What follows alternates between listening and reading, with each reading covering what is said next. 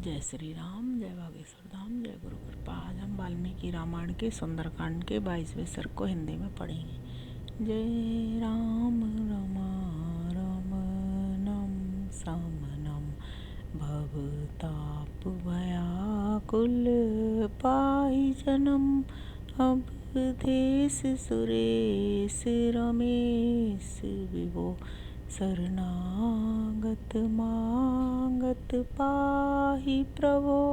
जय राम रमणम समनम।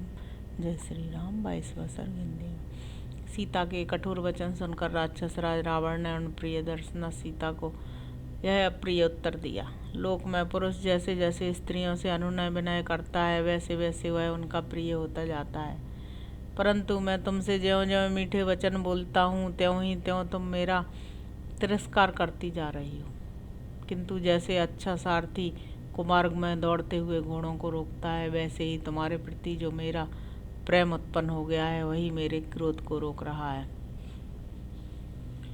मनुष्यों में यह काम बड़ा टेढ़ा है, वह जिसके प्रति बंध जाता है उसी के प्रति करुणा और स्नेह उत्पन्न हो जाता है।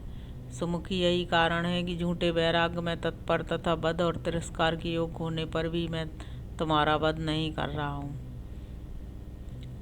मिथिलेश कुमारी, तुम मुझसे जैसी जैसी कठोर बातें कह रही हो उनके बदले तो तुम्हें कठोर प्राण दंड देना ही उचित है। विदेह राजकुमारी सीता से ऐसा कहकर क्रोध के आवेश में भरे हुए राक्षस राज रावण ने उन्हें फिर इस प्रकार उत्तर दिया।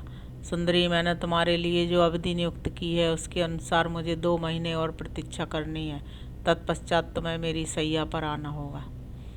अतः याद रखो, यदि 2 महीने के बाद तुम मुझे अपना पति बनाना स्वीकार नहीं करोगी तो रसोइये मेरे कलेवे के लिए तुम्हारे टुकड़े टुकड़े कर डालेंगे। राक्षस राज रावण के द्वारा जनकनंदिनी सीता को इस प्रकार धमकाई जाती देख देवताओं और गंधर्वों की कन्याओं को बड़ा विषाद हुआ। उनकी आंखें विकृत हो गईं। तब उनमें से किसी ने ओठों से, किसी ने नेत्रों से तथा किसी ने मुंह के संकेत से उस राक्षस द्वारा डांटी जाती हुई सीता को धैर्य बंधाया। उनके धैर्य बंधाने पर सीता ने राक्षस राज रावण से अपने सदाचार और पति के शौर्य के अभिमान से पूर्ण हितकर वचन कहा। निश्चय ही इस नगर में कोई भी पुरुष तेरा भला चाहने वाला नहीं है जो तुझे इस निंदित कर्म से रोके। जैसे सची इंद्र की धर्म पत्नी है उसी प्रकार मैं धर्मात्मा भगवान श्री राम की पत्नी हूँ। त्रिलोकी में तेरे सिवा दूसरा कौन है जो मन से भी मुझे प्राप्त करने की इच्छा करे।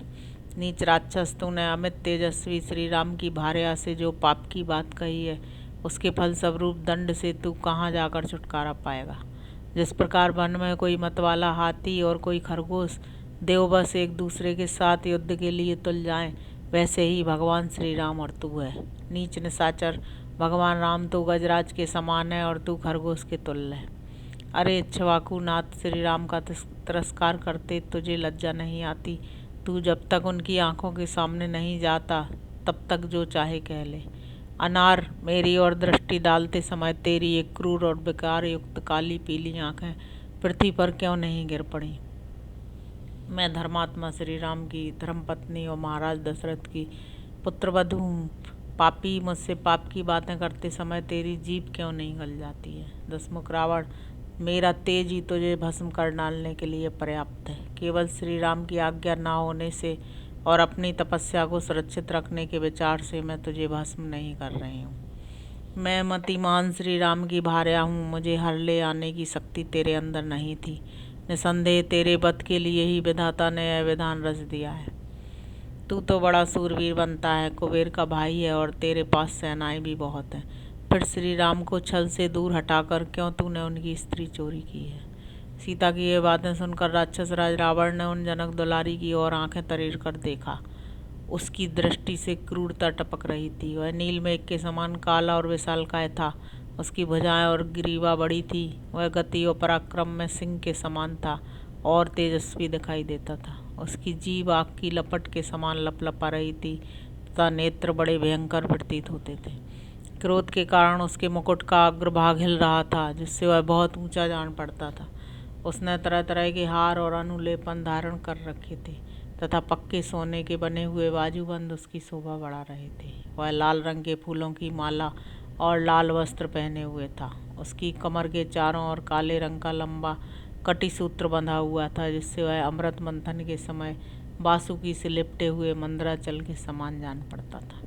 पर्वत के समान विशालकाय राक्षस राज रावण अपनी दोनों परिपुष्ट भुजाओं से उसी प्रकार शोभा पा रहा था मानो 2 शिखरों से मंदराचल सुशोभित हो रहा हो।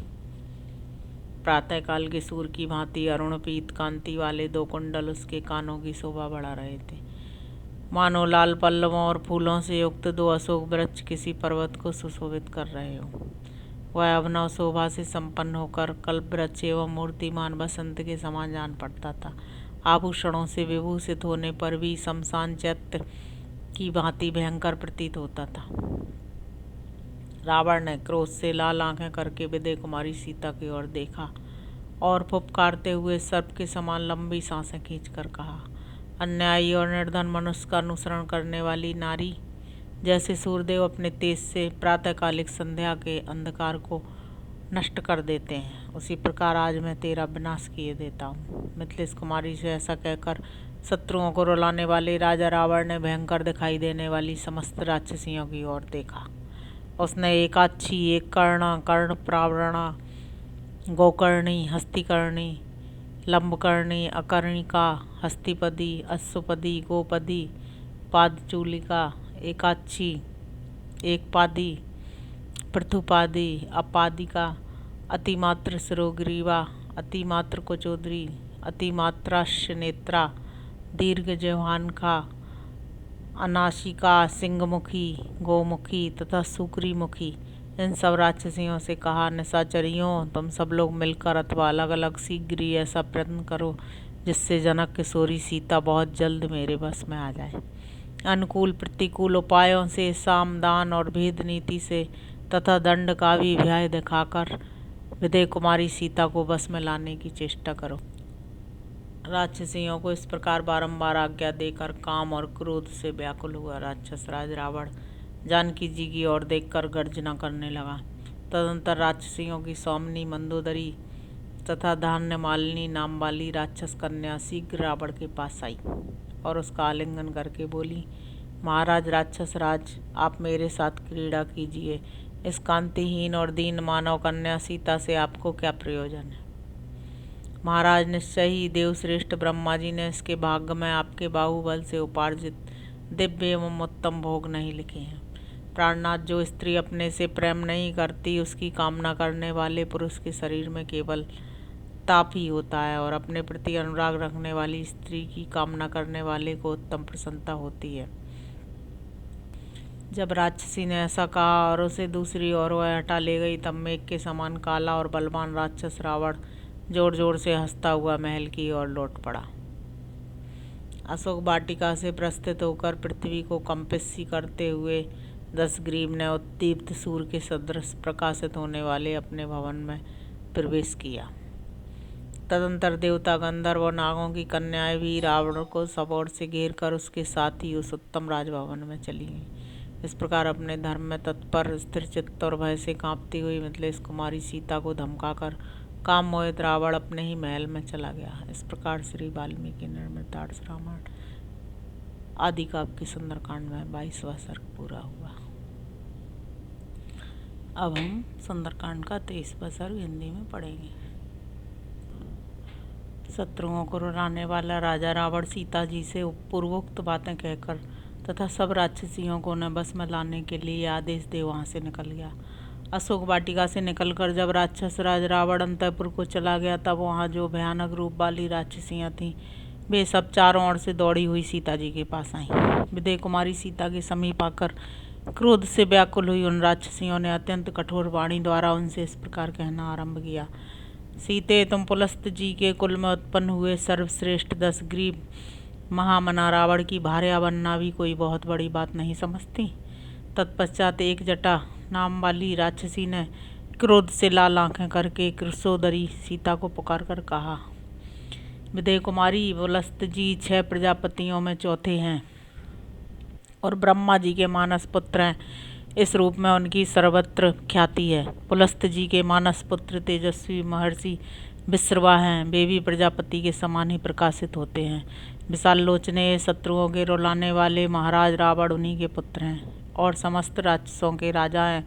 तुम्हें इनकी भार्या हो जाना चाहिए। सर्वांग सुंदरी, मेरी इस कही हुई बात का तुम अनुमोदन क्यों नहीं करती? इसके बाद बिल्ली के समान भूरे आंखों वाली हरिजटा नाम की राक्षसी ने क्रोध से आंखें फाड़कर कहना आरंभ किया। अरे, जिन्होंने 33 देवताओं तथा देवराज इंद्र को भी परास्त कर दिया है, उन राक्षस राज रावण की रानी तो तुम्हें अवश्य बन जाना चाहिए। उन्हें अपने पराक्रम पर गर्व है। वे युद्ध से पीछे न हटने वाले सूरवीर हैं। ऐसे बल पराक्रम संपन्न पुरुष की भार्या बनना तुम क्यों नहीं चाहती हो? महाबली राजा रावण अपनी अधिक प्रिय और सम्मानित भार्या मंदोदरी को भी, जो सबकी स्वामिनी है, छोड़कर तुम्हारे पास पधारेंगे। तुम्हारा कितना महान सौभाग्य है। वे सहस्त्रों रमणियों से भरे हुए और अनेक प्रकार के रत्नों से सुशोभित उस अंतःपुर को छोड़कर तुम्हारे पास पधारेंगे। तदंतर बिकटा नाम वाली दूसरी राक्षसी ने कहा, जिन भयानक पराक्रमी राक्षस राज ने नागों, गंधर्वों और दानवों को भी सम्रांगण में बारंबार परास्त किया है, वे ही तुम्हारे पास पधारे थे। नीच नारी, उन्हीं संपूर्ण ऐश्वर्यों से संपन्न महामना राक्षस राज रावण की भार्या बनने के लिए तुम्हें क्यों इच्छा नहीं होती है? फिर उनसे दुर्मुखी नाम वाली राक्षसी ने कहा, विशाल लोचने, जिनसे भय मानकर सूर तपना छोड़ देता है और वायु की गति रुक जाती है, उनके पास तुम क्यों नहीं रहती? भामनी, जिनके भय से वृक्ष फूल बरसाने लगते हैं और जो जब इच्छा करते हैं तभी पर्वत तथा मेघ जल का स्रोत बहाने लगते हैं, उन्हीं राजा धीराज राक्षस राज रावण की भार्या बनने के लिए तुम्हारे मन में क्यों नहीं विचार होता है? देवी, मैंने तुमसे उत्तम यथार्थ और हित की बात कही है। सुंदर मुस्कान वाली सीते, तुम मेरी बात मान लो, नहीं तो तुम्हें प्राणों से हाथ धोना पड़ेगा। इस प्रकार श्री वाल्मीकि निर्मित आर्ष रामायण आदि काव्य के सुंदरकांड में 23वां सर्ग पूरा हुआ। जय श्री राम, जय बागेश्वर धाम, जय गुरु कृपा।